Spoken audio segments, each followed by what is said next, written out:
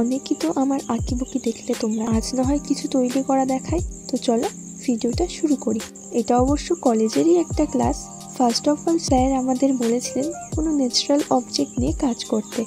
ও হ্যাঁ, বলে দিই, এটা কিন্তু মাটি নয়, এটা হচ্ছে গ্লাস পুট্টি।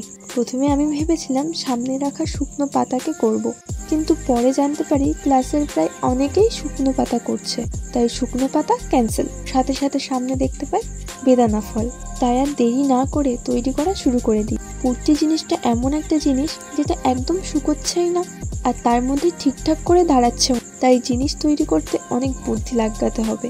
এখানে শুধু পুট্টি দিয়ে ফলটা তৈরি করা যাচ্ছিল না, তাই আমি ভেতরে স্ট্রাকচার হিসেবে খবরের কাগজ ইউজ করেছি। ক্লাসে ন্যাচারাল অবজেক্ট কমপ্লিট হয়ে গেলে অ্যানিমেলও করতে হবে। অ্যানিমেলে আবার অপশন দিয়ে দিয়েছেন স্যার, গরু, ছাগল, ঘোড়া, কুকুর আর বিড়াল, এগুলির মধ্যে দিয়ে করতে হবে। আমি এগুলির মধ্যে কোন প্রাণীটা করলাম সেটা নেক্সট ভিডিওতে তোমরা দেখতে পাবে। আর আমার বেদানা ফলটা কি আদৌ বেদানা ফল হয়েছে কিনা কমেন্টে জানিও। টাটা সবাইকে।